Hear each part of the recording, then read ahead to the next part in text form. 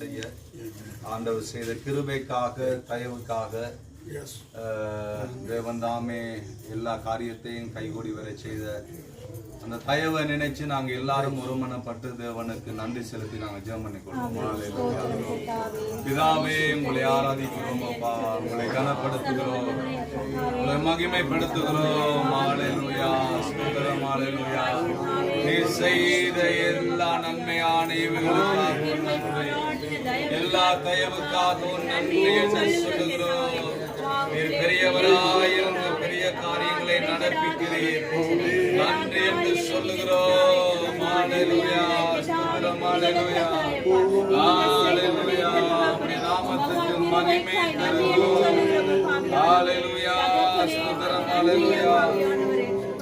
ஆராதிக்கிறோம், உங்களுக்கு நன்றி என்று சொல்லுகிறோம். ஸ்தோத்திரம், ஹல்லேலூயா, ஸ்தோத்திரம்.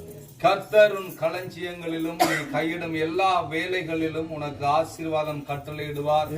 தேவனாகிய கர்த்தர் உனக்கு கொடுத்த தேசத்திலே உன்னை ஆசீர்வதிப்பார் என்று சொன்னதுக்கான வார்த்தை இந்த நாளில இருந்து இந்த குடும்பத்தின் மேல ஆசீர்வாதமாய் அமையத்தக்கதாக, தேவனுடைய ஆசீர்வாத ஊற்றுக்களை காணத்தக்கதாக, தேவன் தாமே அனுக்கிரகத்தினுடைய நாட்களை அவன் கொடுத்திருக்கிற தயவுக்காக தேவனுக்கு நாங்க மறுபடியும் ஒரு விஷயம் நன்றி என்று சொல்லி ஜெபம் பண்ணிக்கிறோம். ஹல்லேலூயா, ஹல்லேலூயா. களஞ்சியங்களிலும் நீ கையிடும் எல்லா வேலையிலும் உனக்கு ஆசீர்வாதம் கட்டளையிடுவார். தேவனாகிய கர்த்தர் உனக்கு கொடுத்த தேசத்திலே, கிராமத்திலே, இந்த பட்டணத்திலே ஆசீர்வதிப்பாராக.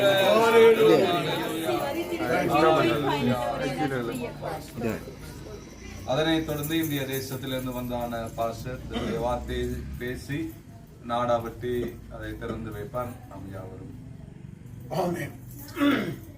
ஹல்லேலூயா, ஹல்லேலூயா. உண்மையாவே கர்த்தர் அவருடைய பிள்ளைகளுக்கு நன்மையானதை கொடுக்க அறிந்திருக்கிறார். ஆமென். அது மாத்திரமல்ல, எப்பொழுதும் அவருடைய நினைவுகள் அவருடைய பிள்ளைகளை குறித்து நன்மைக்கு ஏதுவானவர்கள்.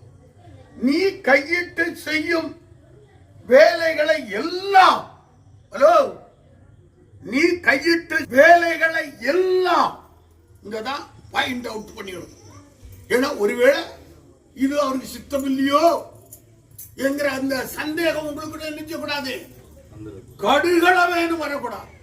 அம்மே, என் தேவன் நான் கையிட்டு செய்கிற எல்லா வேலைகளையும் அவர் என்ன செய்வார் என்று சொல்லியிருக்கிறார்.